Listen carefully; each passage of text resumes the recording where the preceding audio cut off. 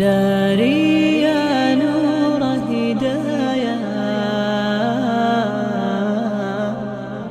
أسري فيك. Assalamu alaikum wa rahmatullahi wa barakatuh. Whilst Dhul-Kifl alayhi salam is mentioned in the Quran in two different places, little is known of his life and his background. Some details, however, emerge from the books of tafsir.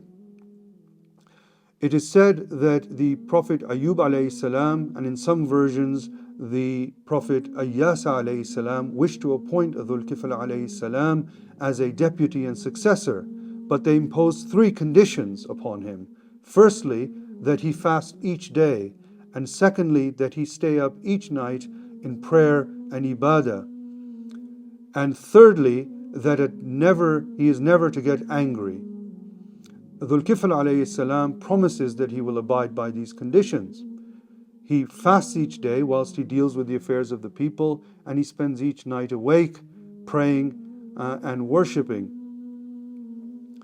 But because he is awake all night, he sets aside some time each day for sleep and rest. Now Shaitan, the accursed Iblis, is not happy with this. He wants Dhul-Kifl alayhi salam to break his promise. He knows that he can't stop him from fasting, and he knows that he can't stop him from praying and worshipping all night. So he sets his minions, the shayateen, to go out and to try their best to make Dhul-Kifl alayhi salam angry so that he will break his promise. But they return unsuccessful. So Iblis decides to take matters into his own hand.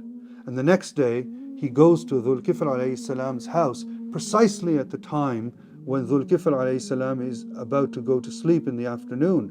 And he goes in the form of an old man, weak old man. He knocks on the door and he enters and he tells Dhul-Kifl alayhi salam a long story of how he is oppressed by his people and by his family, and asks Dhul-Kifl alayhi salam to intervene on his behalf.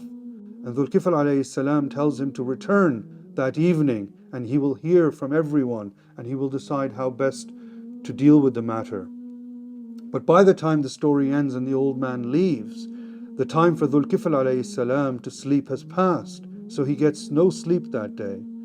The man does not return that evening, and on the following day, Iblis, again in the form of an old man, returns to Dhul-Kifl alayhi salam's house, and once again does exactly the same thing and prevents Dhul-Kifl alayhi salam from sleeping that day.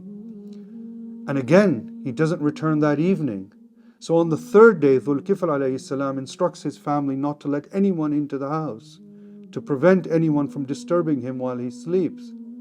But this is Shaitan, this is Iblis. He changes his form when he sees a hole in the wall, and he's able to enter the house through that hole.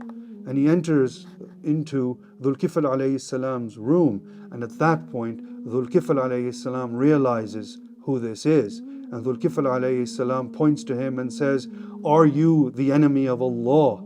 And Iblis responds, "Yes, I am." And Dhul-Kifl alayhi salam says, "Why are you doing this? Why do you come to me each day?" And Iblis says that I wanted you to break your promise. If I disturbed your sleep, you would get angry. Or you would go, and when you dealt with the people's affairs, you would be irritable, you would be angry for lack of sleep, and you would break your promise. But Dhul-Kifl alayhi salam did not at any point get angry. Iblis's plot failed, and he realized that he'd failed. So even in the face of Iblis directly challenging and trying to make Dhul-Kifl alayhi salam angry, he did not do so. He showed patience. In the month of Ramadan, we all suffer from lack of sleep. We're hungry. It can make us irritable. It can make us angry. We can lose our patience easily. But we must try, and we pray during the month of Ramadan that Allah subhanahu wa ta'ala gives us patience and gives us the ability to control our emotions so that we can deal with others in a kind and patient manner. Assalamu alaikum wa rahmatullahi wa barakatuh.